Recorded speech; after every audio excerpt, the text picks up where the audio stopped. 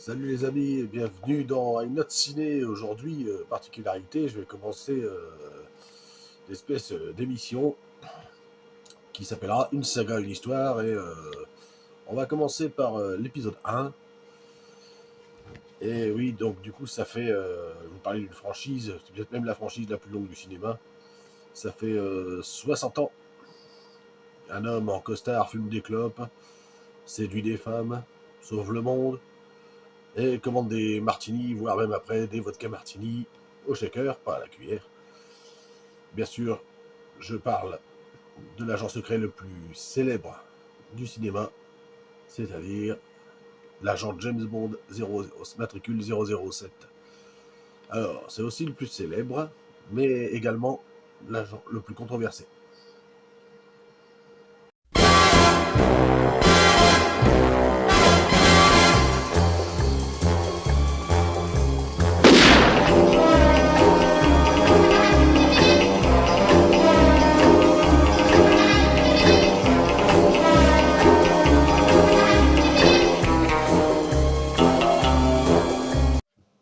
Ouais, les amis, pour cet épisode 1 consacré à James Bond dans une autre ciné, donc une saga, une histoire. Par où commencer? On va commencer par les débuts, les origines du mythe James Bond. On va commencer par celui qui a inventé James Bond. Je veux parler bien sûr de Ian Fleming. Donc Ian Fleming qui est né en 1908 et qui est malheureusement décédé en 1964, juste après que James Bond, son premier James Bond soit sorti au cinéma. Enfin non, il y en avait déjà deux qui étaient sortis. Il est mort à 56 ans, donc d'une crise cardiaque. Donc a commencé, vu qu'il fumait, il buvait beaucoup, énormément. Alors bien sûr, il a commencé par faire des études. Hein. Avant ça, il a fait des études. Donc c'est bien britannique. Et il était journaliste. Après, il a même travaillé pendant la Seconde Guerre mondiale pour la Royal Intelligence Service naval, Royal Intelligence naval. Donc il a travaillé plus tard, il était officier du renseignement. Donc il était déjà un espion lui-même pendant la Seconde Guerre mondiale, puis il travaillait pour le renseignement naval. Il a travaillé plus tard, après ses études, pour le service naval d'intelligence aussi. Fleming a pris part en plus après pendant la Seconde Guerre mondiale, même après plusieurs plans, notamment à plusieurs missions, dont il a élaboré lui-même certains plans, vu qu'il était au service d'espionnage et du renseignement. Et il y avait même une opération qui s'appelait l'opération GoldenEye. Ça ne vous rappelle rien? GoldenEye. Et voilà, tout simplement. D'où le titre viendrait peut-être de là, un hommage. Ça, on le verra après. Il écrit le premier James Bond en 1952, c'est-à-dire vraiment juste après la Seconde Guerre, quasiment après. Parce que toutes ces années de mission et de guerre lui ont donné l'idée d'écrire, lui font inventer ce personnage. Il trouve le nom de James Bond par rapport à un mythologue, je crois, ou un chercheur, je crois qu'il s'appelait James Bond, il trouve le nom comme ça. Et alors, il faut savoir que ce premier livre, James Bond, ça va être Casino Royale. Le premier roman de James Bond, c'est Casino Royale. Bon, je pense que le titre vous dit quelque chose. Ça va être un succès monumental et on va tout de suite lui recommander des autres. Et puis de 54 jusqu'à 1966, il va s'en suivre 11 romans, 11 autres romans comme ça, jusqu'à sa mort en 64. Donc deux en 66 sortiront à titre posthume évidemment. Donc c'est dans le contexte des années 50-60, donc c'est un peu la guerre froide, l'espionnage, la masculinité triomphante. Et du coup, James Bond est né comme ça. Alors il faut savoir que j'ai noté les romans, parce que bon, j'ai pas toute tête, mais dans l'ordre de sortie. Parce que ça, il faut savoir que les romans sont sortis, pas forcément dans le même ordre que les films. D'ailleurs, le premier film qui est sorti, c'est James Bond contre Dr. No, sauf un. Donc, je vous en parlerai après. Mais dans les James Bond, la série James Bond officielle, c'est pas le cas. Par contre, dans les romans, le premier roman, c'est Casino Royale, donc sorti en 53. Ensuite, nous avons Vivre et laisser mourir, qui sera plus tard un film avec Roger Moore. Vous voyez, c'est pas du tout dans le même ordre. Hein. Ensuite, c'est Moonraker, Les Diamants sont éternels, Bon baiser de Russie, Docteur No, après. Voilà. Après Docteur No, c'est Goldfinger. Ensuite, Bon baiser de Paris. Donc là, dont des nouvelles de ce roman Bon baiser de Paris seront repris plus tard dans un film, mais juste des idées dans le film Dangereusement Autre avec Roger Moore. Ensuite, on a Opération Tonnerre qui est sorti. Ensuite, on a Motel 007. Là aussi, juste une idée sera reprise. Le titre, L'espion qui m'aimait, qui apparaît dans le roman, sera repris juste pour l'histoire avec Roger Moore. Ensuite, il n'a pas tellement marché d'ailleurs ce roman-là. Ensuite, Au service secret de Sa Majesté. Ensuite, On ne vit que deux fois. Et ensuite, L'homme au pistolet d'or. Et après, déjà à titre posthume. Et après, ça s'appelle Meilleur vœu de la Jamaïque, où il y a plusieurs nouvelles dedans, avec des idées qui seront reprises dans Octopussy et Tuer n'est pas joué. Voilà pour l'ordre des romans. Il y en a 11, dont 2 à titre posthume. Alors après, que dire? En deuxième partie, bien sûr, je vais vous parler des ères différentes de James Bond. On en a eu plusieurs interprètes de James Bond. On en a eu 6 actuellement. Je ne compte pas, évidemment, celui que je vais vous énoncer maintenant. Il faut savoir que le premier roman de James Bond donc, est sorti en 1953.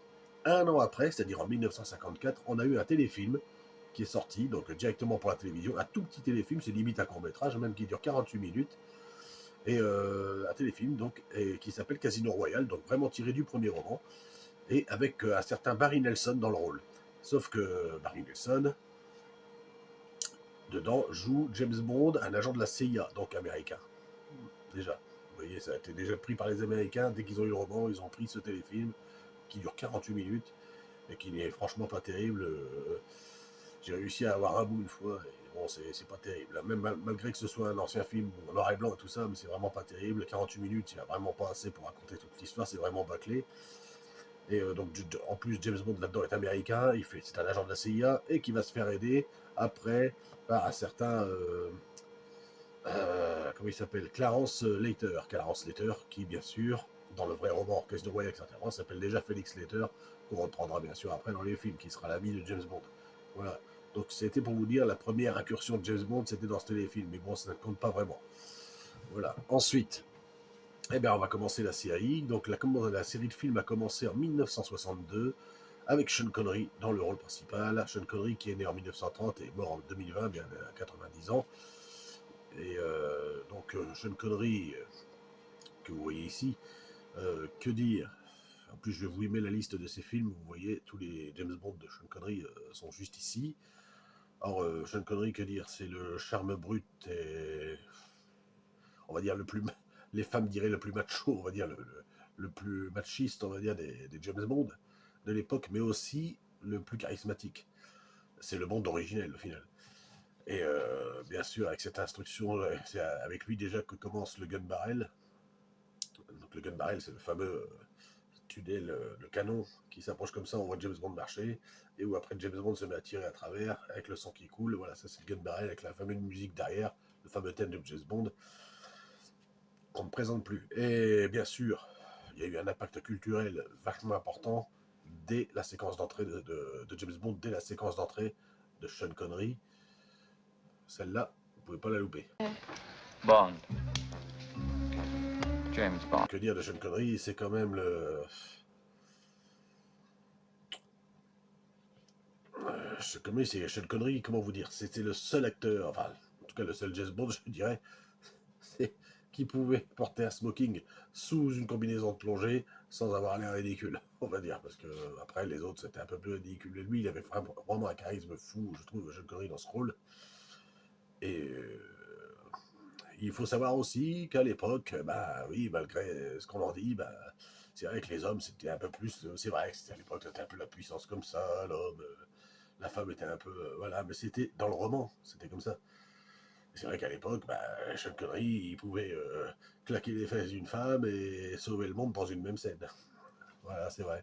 C'était l'époque, voilà, ils étaient un peu macho, les hommes puissants, qui n'étaient pourtant pas forcément méchants avec les femmes, ni, voilà. Felix. Man talk. Les hommes puissants, qui n'étaient pourtant pas forcément méchants avec les femmes, ni, voilà. C'était une autre époque, effectivement. Quoi qu'on en dise, ça a changé maintenant, et heureusement que ça a un petit peu évolué. Je reviendrai là-dessus plus tard. Ensuite, après c'est le personnage qui veut ça, hein. Voilà, James Bond est un mâle, voilà, ça a été écrit comme ça, voilà, c'était un espion, il faut qu'il soit un minimum sérieux, voilà, il séduit les femmes, les fois les femmes le séduisent aussi, il faut le savoir, il y en a qui en redemandent des fois même, hein, il faut regarder tous les films pour comprendre.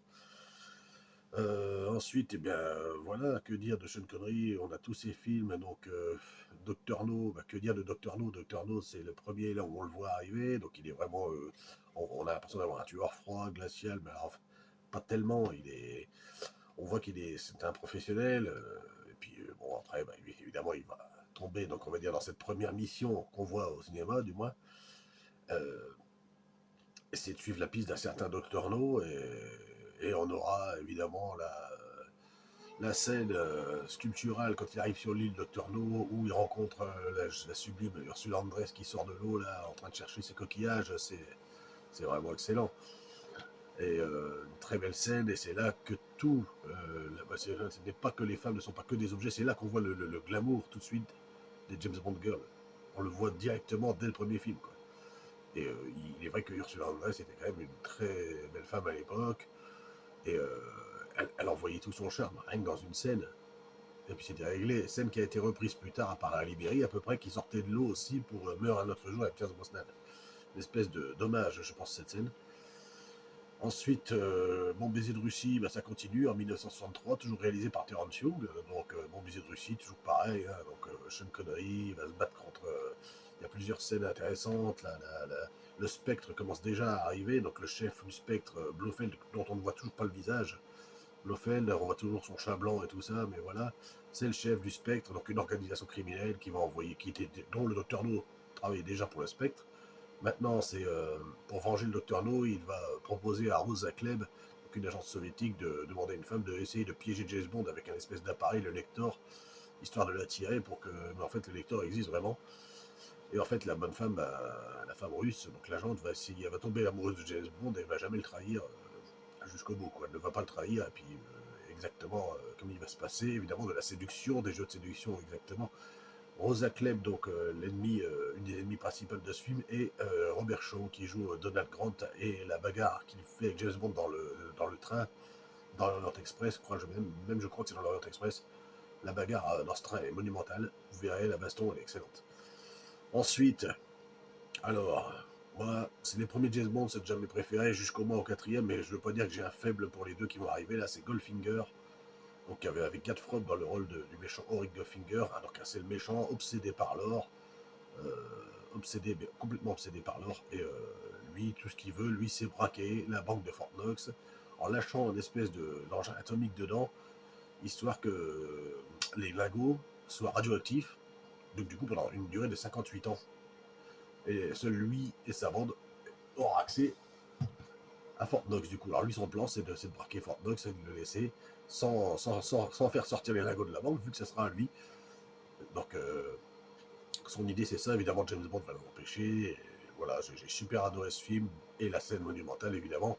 Il y en a tellement. La scène du second de Goldfinger, Hot Job, avec son chapeau tranchant, là, il enlève, il le lance, et ça te coupe une tête de statue, là.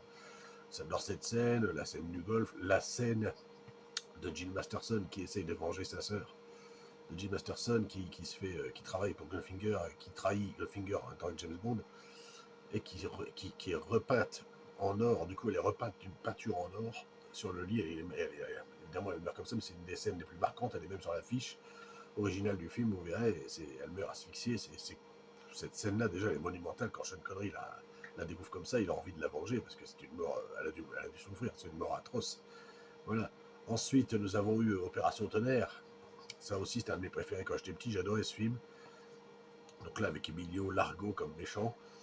Et la française, James Bond Girl, Claudine Auger, qui jouait la première James Bond Girl, la française, pardon. Et voilà, vachement. Donc là, l'histoire, c'est deux bombes atomiques qui disparaissent par le numéro 2, enlevé par le numéro 2 du Spectre, donc Emilio Largo, et qui veut une rançon à la place pour rendre les bombes atomiques. Sinon, il taperont sur un pays britannique ou États-Unis, ou les États-Unis. Voilà, c'est simple. Sean Connery va essayer de les récupérer. Séduction, action, sous-marine également. Action sous-marine également, très bon film, très bon James Bond, très bon cru. Après, donc la suite, après, On ne vit que deux fois, donc le cinquième film déjà avec Sean Connery en 1967. Et celui-là donc, est réalisé par Lewis Gilbert, contrairement aux trois d'avant qui étaient réalisés par Terence Young, et Goldfinger qui était réalisé par Guy Hamilton. Alors celui-ci est réalisé par Lewis Gilbert, donc de 1967. Et dans celui-ci, James Bond va se faire passer pour mort et essayer de revenir, donc incognito, pour essayer d'enquêter sur... je sais plus sur quoi d'ailleurs, parce que il y a longtemps que j'ai pas vu ce film, c'est le prochain que je dois regarder justement, parce que là j'ai recommencé à tous les regarder, je vais vous montrer d'ailleurs comment. Et oui, alors il essaie d'enquêter, donc je crois que c'est au milieu du Japon à un moment donné, il y va, et puis en fait il y a une espèce de cratère, il y a une espèce de cratère dans celui-là, et puis bon, c'est une base secrète évidemment, dans cette base secrète il y a Blofeld, et pour la première fois il va rencontrer Blofeld, et il faut savoir que Blofeld dans ce film-là, il est interprété par l'immense Donald Pleasance. C'est pareil, à Sean Connery face à Donald Pleasance, une très belle rencontre, et ça on s'en souviendra, donc on voit vraiment le visage de Blofeld pour la première fois dans celui-là. Ensuite, eh ben, que vous dire, Sean Connery, il en a un peu marre, il vient de se taper 5 James Bond, il en avait un peu marre, il voulait déjà raccrocher à ce moment-là.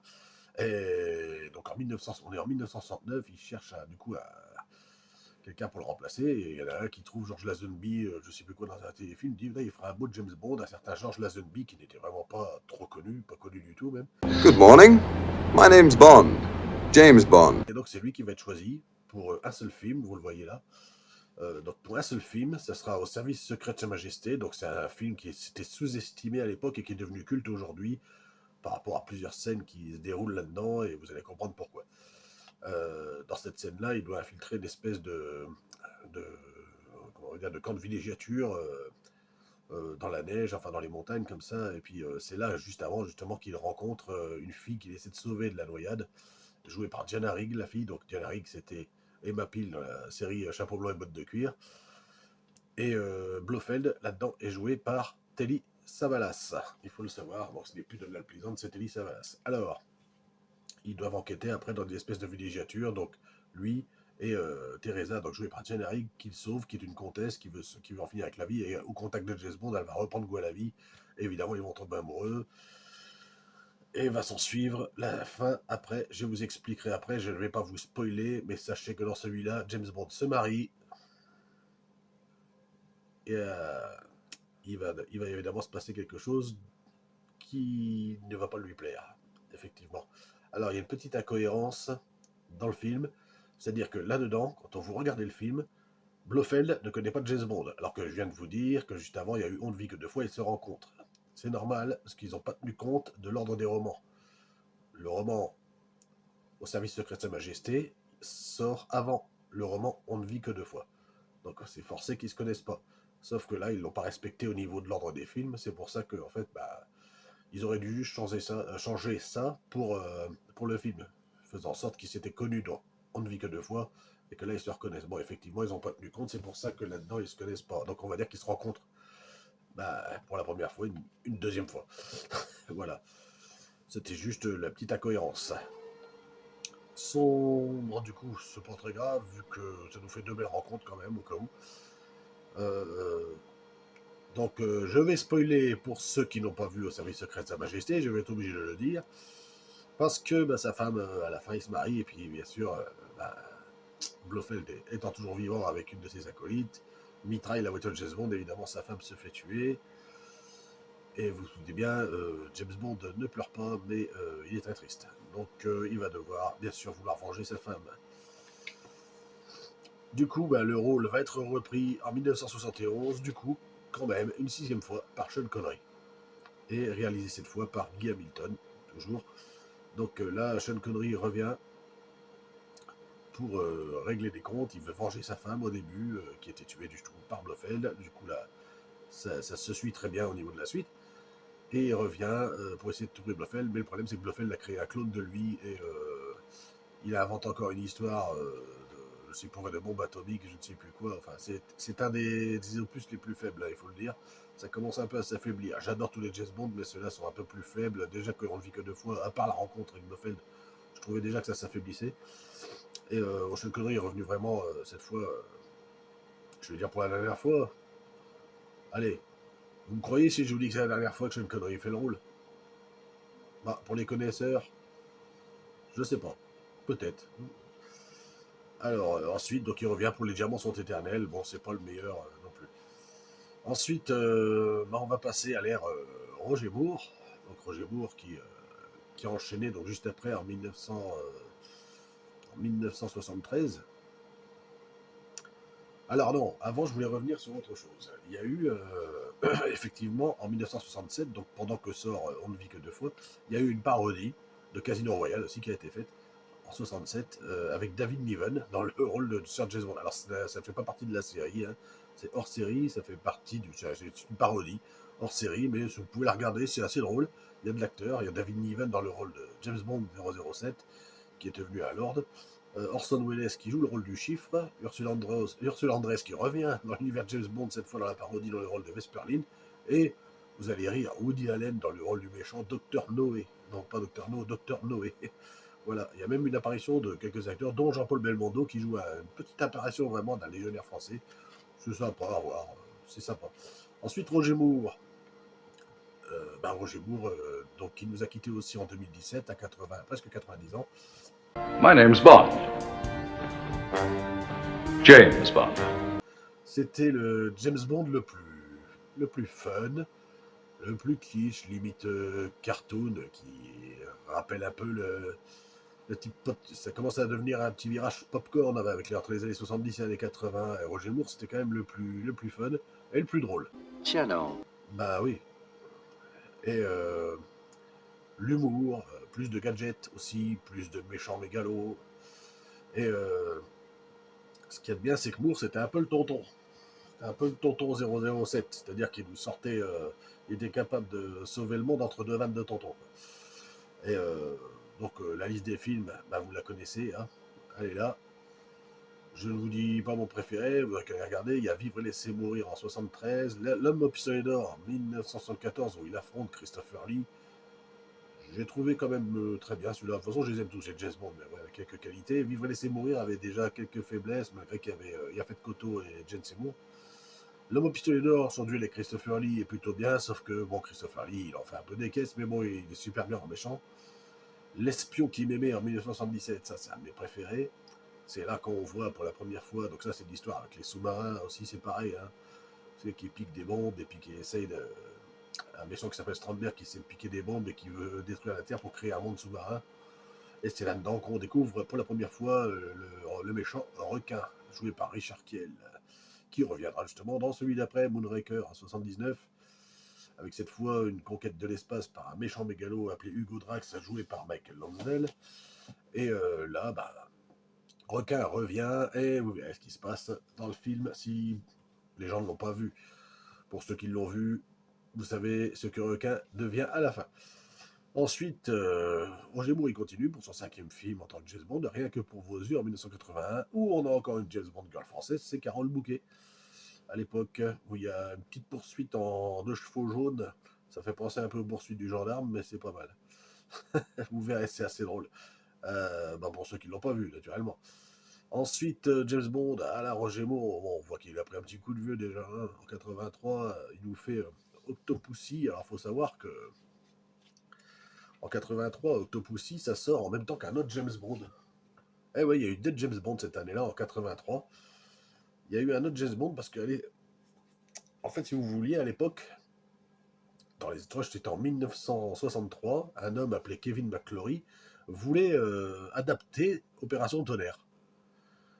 Sauf que la saga, la licence James Bond appartenait déjà à Eon Productions, donc du coup à partir de 1961-62, quand ils ont fait Dr No, Opération Tonnerre est sortie en 65 au cinéma, donc voilà. Mais comme ça appartenait déjà à la licence, lui il voulait déjà faire Opération Tonnerre en 63, mais c'était trop, voilà. Donc du coup ils n'ont pas voulu, donc il y a eu des problèmes juridiques qui ont duré pendant des années. Au final, au bout d'un certain temps, on lui a dit oui, c'était en 83.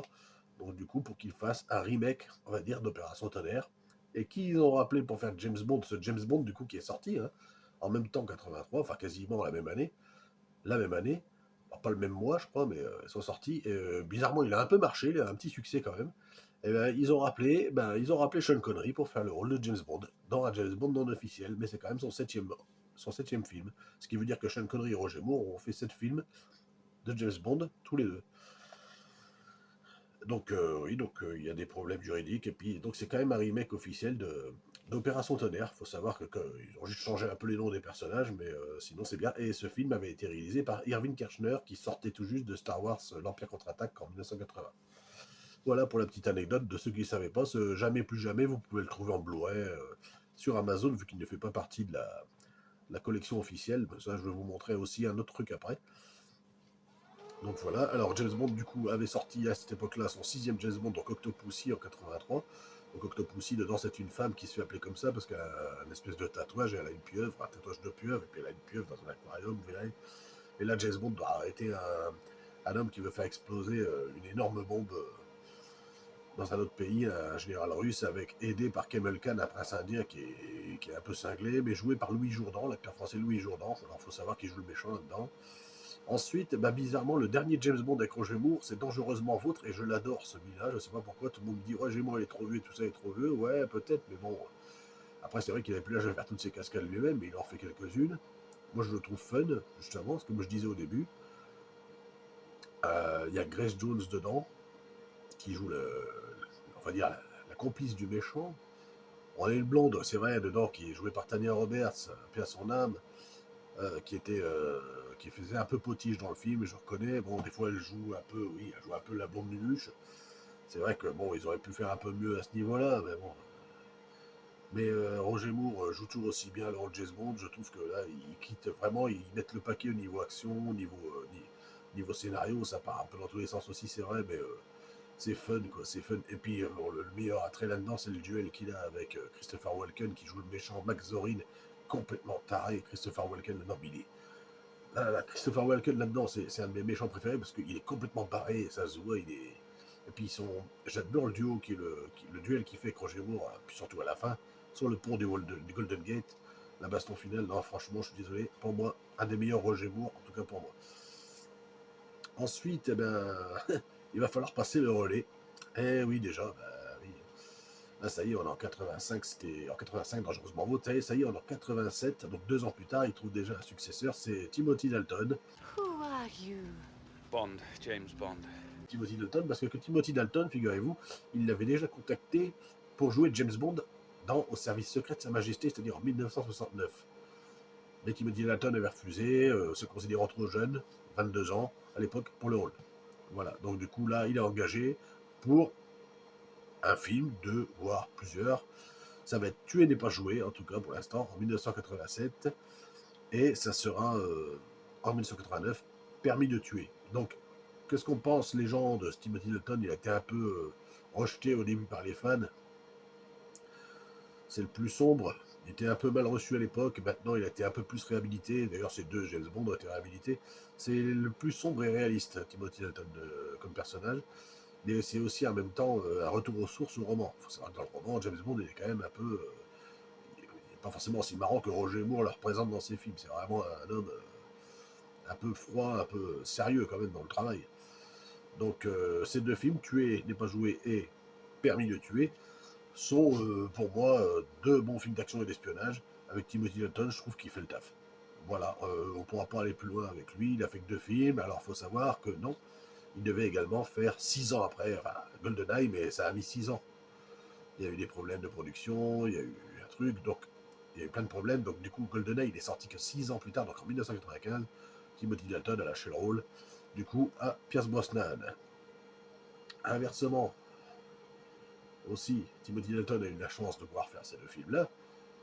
Il aurait dû continuer, mais il faut savoir aussi que le prochain qui va arriver, donc Pierce Brosnan, qui a 72 ans aujourd'hui, Pierce Brosnan, on lui a proposé à l'époque, donc à l'époque de Tuer n'est pas joué, de faire James Bond déjà, en 87.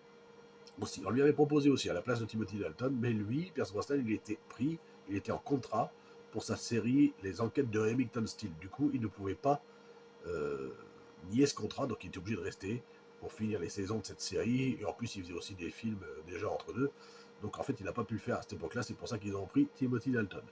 Voilà. L'histoire voudra qu'il aurait pu commencer avant.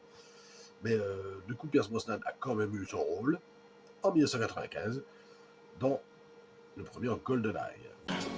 The name's Bond. James Bond. Donc, faut savoir que la différence, lui, c'est le Bond techno, lui. Pierce Brosnan, c'est le Bond techno, lui, post-guerre froide. Voilà, là, ça commence à être dans les années 90, donc j'ai adoré GoldenEye. Demain ne meurt jamais était très bon aussi, quoiqu'il y avait déjà quelques petits bugs Avec les oh, ça a commencé à bugger dans Le Monde ne suffit pas, moi je trouve. Mais avec Sophie Marceau en James Bond Girl, et oui je sais, mais bon, qu'est-ce que vous voulez il commençait à avoir des petites faiblesses dans celui-là, malgré que j'adorais celui-là, j'adore ce film quand même. J'aime tous les James Bond, je vous dis, mais enfin les plus faibles. Il commence à sortir quelques faiblesses dans celui-là. C'est un peu le James Bond version Windows XP, Pierce Brosnan, c'est-à-dire il est élégant, efficace, mais des fois ça bug sévère. Quoi. J'ai l'impression que des fois il est en arrêt sur certaines choses, mais il se remet en route après, donc ça va. Mais par contre, dans Meurt un autre jour, ça bug sévère. Hein. Non, je l'aime bien, mais c'est le moins bon. Quoi. Meurt un autre jour, dans la glace, avec le rempli des effets spéciaux numériques, j'en pouvais plus de celui-là, il était un peu mal fait. Enfin, ils n'auraient pas dû mettre autant d'effets numériques dans celui-là, ça fait limite trop SF là. Ça fait un peu science-fiction dans celui-là. J'ai pas tellement aimé. Juste que 2-3 passages, là, quand la voiture disparaît dans la glace, tout ça, ça fait un peu SF, un peu bidon, quoi. Puis la scène de surf dans les vagues, là, c'est un peu débile aussi au début. Mais après, bon, Pierce Brosnan, c'était quand même un bon James Bond, on peut pas le nier. Et James Bond Girl, dans GoldenEye, bah, on a Famke Janssen qui était très bonne en tueuse psychopathe, complètement cinglée. Sophie Marceau aussi, dans Le Monde ne suffit pas, qui est très bonne aussi. Très bonne actrice, déjà très bonne actrice. Et puis elle a un jeu ambigu dans le film. Pour ceux qui l'ont vu, vous verrez. Vous comprendrez. Voilà. Bien sûr, le générique de Meurt un autre... Les génériques sont bons, sauf celui de Meurt un autre jour. Pourtant, c'est Madonna qui le chante. Mais bon, qu'est-ce que vous voulez que je vous dise? Non, je vais pas vous le mettre. Je vais vous enlever cette torture-là, parce que c'est vrai que la musique était pas terrible. Hein. Voilà. Et ensuite, qu'est-ce qu'on a eu? Eh ben ensuite, on a eu le reboot. Le reboot, l'arc narratif de Daniel Craig. Alors lui, il a eu un arc narratif à lui tout seul. Ça, on le savait pas. Dès qu'on a vu les premiers films, on pensait qu'il allait en faire 2, 3, 4, puis qu'il allait pas... voilà, puis qu'il allait encore prendre un autre acteur après. Non, non, non, en fait, on a su, là, depuis peu, enfin, depuis 2021, que son dernier film est sorti, que c'est un arc narratif complet, et ils ont recommencé avec Casino Royale. Donc, ils ont repris le premier roman, avec Daniel Craig, au goût du jour, hein, donc en 2006. The name's Bond. James Bond. En 2006, donc Casino Royale, et là, c'est reparti. Alors, pour ceux qui se posent la question, pourquoi M, dans les derniers films de Pierce Brosnan, c'est Judi Dench, très grande actrice, et que dans le reboot, du coup, on recommence, c'est toujours elle qui joue M. Eh ben, j'ai juste qu'elle joue M, mais c'est plus la même personne. Enfin, c'est la même personne, c'est la même actrice, mais elle joue toujours M, sauf que c'est pas la même personne. Alors, Pierce Brosnan, elle a un autre nom, et dans une Royale, elle a un autre nom, enfin, son vrai prénom dans le film. Ouais, il faut chercher, normalement elle s'appelle autrement, voilà. Mais bon, c'est toujours M, c'est juste qu'elle a repris le rôle, mais ce n'est pas du tout la suite du film avec Pierce Brosnan. C'est un reboot, elle reprend le rôle de M, bon bah, faut pas se poser la question. Donc, Casino Royale, en 2006, réalisé par Martin Campbell, et Martin Campbell qui nous avait déjà fait GoldenEye, qui nous avait déjà recommencé l'histoire avec Pierce Brosnan, et là c'est vraiment un reboot pour le coup avec le premier roman, et cette fois vous allez comprendre. Alors moi je le savais déjà avant, mais savez-vous pourquoi le matricule, ça s'appelle 007. À quoi correspondent ces 2 zéros avant le 7? Eh ben, je vais vous expliquer pourquoi. Le premier 0, ça veut dire qu'il a l'autorisation de tuer, et le deuxième 0, ça veut dire qu'il l'a déjà fait. Chose que vous allez apprendre dans Casino Royale. Savoir comment il a eu sa licence. Voilà. Comment il a eu sa licence 007. Et si vous voulez savoir combien il y a d'agents dans l'agence, Opération Tonnerre, vous verrez, il y a une réunion avec tous les 00. Les agents 00, vers le début du film, où M regroupe tout le monde avec le... Eh ben, ça va de 001 à 009. Voilà. Parce qu'on ne peut pas mettre 010. Donc voilà, il y a 9 agents. Point barre. Terminé. Il y en a un qui est mort, et dès qu'il y en a un qui meurt, ben, il y en a un qui reprend le rouleau. Il y a 9 agents au MI6. Ensuite, il y en a d'autres qui travaillent dans les filiales aussi. Ensuite, il y a eu Quantum of Solace. Alors, pour beaucoup de gens, c'est l'épisode le plus faible derrière. Hein. Il y a Mathieu Amalric qui joue le méchant. Bon, il n'est pas tellement charismatique. Voilà, donc oui, c'est un peu... On va dire que c'est l'épisode, on va dire, le plus faible de Daniel Craig. Enfin, ce que les gens disent. Bon, moi, j'ai plutôt bien aimé, mais c'est vrai que ça fait plus... ouais. C'est vrai que c'est quand même le plus faible de tous. Ensuite, il y a eu une autre renaissance, encore une fois. On dirait que c'était un autre reboot, mais non, c'est toujours le même. C'est toujours le même. Mais alors, celui-là, il était puissant, c'est Skyfall. Désolé de le dire, Skyfall... Voilà, avec Javier Bardem dans le rôle du méchant, c'était juste une claque monumentale. Javier Bardem avec ses cheveux blonds qui faisait penser un peu à Max Zorin de Christopher Walken, c'était pas mal. Oui, il y a trop de scènes d'anthologie dans celui-là aussi, j'ai trouvé. Daniel Craig a vraiment bien repris le rôle de James Bond. Puis il faut savoir que c'est plus brutal, c'est plus psychologique James Bond depuis que Daniel Craig a repris le rôle. Il est plus humanisé déjà, il est plus humain, il est plus. Voilà, c'est plus froid, c'est plus les gadgets avec des sorties des vannes. Il sortira un peu de vannes forcément, mais il est plus humanisé, il est plus vulnérable, il a plus de blessures et on sent qu'il a des failles. James Bond pour la première fois, vraiment.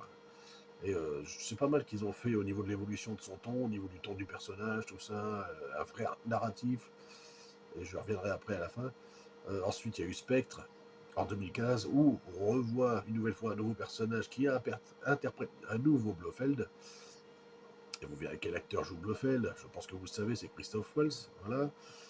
Et on le revoit également donc dans le dernier opus en 2021 déjà. Maintenant, ça fait déjà 4 ans. Mourir peut attendre. Et là, bon, pour ceux qui l'ont toujours pas vu, ben, je suis désolé, mais à un moment donné, il va falloir que je spoil. Je pense que ça fait 4 ans que le film est sorti maintenant. Je pense que vous savez que ben, c'était un arc narratif, Daniel Craig. Donc un arc narratif complet et une conclusion. Et au final, ben, évidemment, il meurt à la fin de ce film. Mourir peut attendre. Donc vous comprendrez pourquoi. Bon, je peux spoiler au bout de 4 ans maintenant. Donc il faut savoir que Casino Royale a été réalisé par Martha Campbell. Quantum of Solace, l'épisode le plus faible, c'était Mark Forster. Je ne sais plus du tout ce qu'il avait fait, lui, comme film, je ne me rappelle plus trop. Skyfall et Spectre sont 2 films réalisés par Sam Mendes. Et Mourir peut attendre, c'est Kari Shoji Fukunawa, je crois qu'il le réalise. Donc voilà, ça a été prévu comme ça, de faire un arc narratif sur James Bond. Je pense qu'ils y avaient pensé depuis le départ. Et de finir comme ça. De toute façon, Daniel Craig voulait en finir là, donc c'est très bien. Il a fait quand même 5 films, ce qui est très bien. Un bel arc narratif complet et assez long. Léa Seydoux qui jouait une des James Bond Girls aussi française. Bon, elle, James Bond Girl, je trouve que Léa Seydoux, elle joue pas forcément si bien que ça. Mais bon, elle s'en sort, quoi. On va dire, elle s'en sort assez. Et elle apparaît donc dans Spectre, où elle tombe amoureuse, donc ça devient vraiment son deuxième grand amour après Vesperline dans Casino Royale. Et là, dans Spectre et Mourir peut attendre, donc, et on découvre évidemment qu'avec Madeleine Swann, donc jouée par Léa Seydoux, il y a une séparation entre Spectre et Mourir peut attendre, enfin même dans Mourir peut attendre, il y a une séparation de je ne sais plus combien d'années, et voilà, il va se rendre compte plus tard qu'il a des enfants, qu'il a une fille avec elle, donc du coup voilà, et puis à la fin, bah, il se sacrifie, et il reste sur une île où il a affronté le méchant, joué par Rami Malek. Alors Rami Malek, j'adore comme acteur, mais alors, comme méchant de James Bond, il était un peu nul, je suis désolé de le dire. Voilà, alors en tout cas, voilà, il se sacrifie pour rester sur l'île, il se prend des missiles sur lui, il attend, parce qu'il est affecté par une espèce de nanorobot empoisonné, en fait, si vous voulez, donc il ne peut plus retourner là, sinon il va tuer sa femme et sa fille, donc il reste là-bas, il se prend les bombes, et puis quelque part, il sauve le monde, les bombes explosent, et puis après, ça s'arrête. Et puis à la fin, ça se termine comme ça. Elle part avec sa fille, elle lui raconte l'histoire de son père, James Bond. Voilà. Voilà. Donc les thèmes clés, ben, ce qu'on peut dire, c'est que la masculinité et la vulnérabilité, ben, ça a changé hein, du tout au tout depuis le début où c'était trop machiste. Et là, du coup, c'est bien revenu à un homme un peu plus vulnérable. Les James Bond girls sont passés de rôle de potiche à des seconds rôles bien qui pouvaient aider James Bond, même niveau le trahir. Elle avait des vrais rôles et maintenant elles ont quand même on a eu des femmes fortes, hein, comme dans le dernier, hein, Mourir peut attendre, Anna de Armas qui défonce tout avec des mitraillettes et tout ça. C'est voilà. Après, avec l'évolution du slash MeToo, c'était un peu normal. Il fallait faire évoluer un peu les rôles des femmes, ça je peux comprendre. Hein, même s'il y avait déjà, il y a toujours eu des rôles, des femmes fortes au cinéma. Je suis désolé parce que vous voyez Elizabeth Taylor qui était déjà une grande star, elle avait des grands rôles. Marilyn Monroe, tout ça. C'était des sex symboles, c'est sûr, mais c'était aussi des grandes actrices. Il y en a eu plein. Cléopâtre, Elizabeth Taylor, je sais pas, j'en ai plein, moi, des actrices, je peux vous en citer. Claire Trevor, Elizabeth Taylor, Jeanne Moreau en France, Brigitte Bardot, ils ont fait des sex symboles, mais c'est aussi des actrices. Claudia Cardinal qui vient de nous quitter il n'y a pas si longtemps. Voilà. Et dans les James Bond, c'était sûr, c'était un peu des faire-valoir parce que c'était le roman qui voulait ça. Et encore maintenant, ça a bien évolué quand même. On a quand même des femmes assez fortes au milieu des James Bond. Et on a aussi des méchants, aussi des méchants. Alors, les meilleurs méchants pour moi, les méchants dans James Bond, pour moi, ouais, le Blofeld, naturellement, le Dr No, Goldfinger, c'est les premiers. Moi j'adore Emilio Largo aussi. J'aime beaucoup Zorin avec Roger Moore, le beau pistolet d'or. J'aime bien Requin. Oui, voilà, après, j'aime bien Raoul Silva avec Daniel Craig, le chiffre était pas mal. Oui, enfin, on a quelques méchants quand même emblématiques, hein, surtout Blofeld, qui était l'ennemi juré de James Bond. Et puis, la technologie qui a un peu évolué aussi, les gadgets, tout ça. Et on sent bien l'identité britannique dans chaque film. Bah, l'avenir de la franchise, bah, qu'est-ce que je voulais que je vous dise? Revenez, il y avait juste à voir ma dernière vidéo, hein, sur le futur de la franchise. Bah, qu'est-ce que je voulais que je vous dise? Ils ont quand même réussi à vendre leur bébé, Barbara Broccoli et Michael Wilson. Du coup, on leur avait dit, ils avaient dit qu'ils ne vendraient jamais. Bah si, bah, ils ont quand même lâché, hein, face à Amazon. Donc Amazon a racheté toute la licence James Bond. Donc, du coup, ce qu'ils vont nous faire, bah, déjà ça pue parce que c'est Denis Villeneuve qui va nous faire le film. Le prochain film, ouais, c'est Denis Villeneuve qui réalisera le prochain. Bon, j'aime bien Denis Villeneuve, mais sans plus, quoi. Il est très bon à SF, mais je pense pas que ce soit lui qui faille pour faire ça. En plus, j'ai peur des espionnages à la sauce drone, avec intelligence artificielle, ça va vite me saouler. S'ils font ça dans tous les films, ça va vite être chiant. Toujours est-il que c'est un mythe, James Bond. C'est un mythe, c'est une légende, il y a beaucoup de nostalgie aussi d'en parler.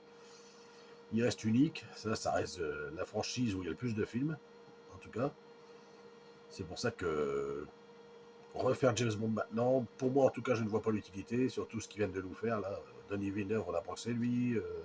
Ils ont fait une campagne de pub où ils ont mis toutes les affiches de James Bond, où ils ont retiré l'arme, ça fait complètement ridicule. L'arme de James Bond sur Walter PPK, ça fait partie de son identité. C'est pour ça que voilà, on a suffisamment de films pour s'en mettre plein la vue pendant des années. On peut regarder les 25 films d'affilée. Voilà quoi. Pas de raison de continuer à. Je trouve qu'ils vont enterrer l'âge de Guy. Ils vont l'enterrer encore plus. On va en rester là, je pense, pour moi en tout cas. Parce que cette franchise est parfaite comme ça, avec Daniel Craig qui a terminé. On devrait même arrêter d'en faire. Voilà, il y en a largement suffisant. Je suis le plus grand fan de la saga, mais il faut arrêter là. En conclusion, je vais vous dire que James Bond ne meurt jamais. Il se réinvente, toujours avec style, mais encore faut-il qu'ils arrivent à le faire cette fois-ci, avec Amazon et tout ça. Bon bah moi, je vais continuer de me mater le James Bond ce soir, hein, et grâce à ce petit bijou, ce coffret que j'avais eu pour les 50 ans de la saga, vous voyez, il y a tous les films à l'intérieur. Donc jusqu'à 2012, jusqu'à Skyfall, et bien évidemment les autres je les ai achetés en Blu-ray depuis Skyfall, Spectre et Mourir peut attendre, je les ai achetés. Donc voilà, donc là je vais me mater les James Bond.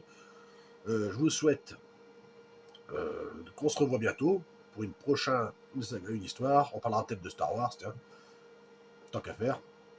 Et moi je vais peut-être me taper une petite vodka martini au shaker, pas à la cuillère, en regardant James Bond. Ah, en tout cas, ça fait du bien de critiquer, de juger un peu tous les James Bond. Là, j'avais le temps, depuis le temps que je voulais commencer cette saga. Ça fait du bien de critiquer et de juger tout ça. Ou pas. Difficile d'en juger quand on est en pyjama. Oui, attends, Daniel, je suis pas en pyjama, je suis en jogging, débardeur. Tranquille, hein. Commence pas, du deux des temps.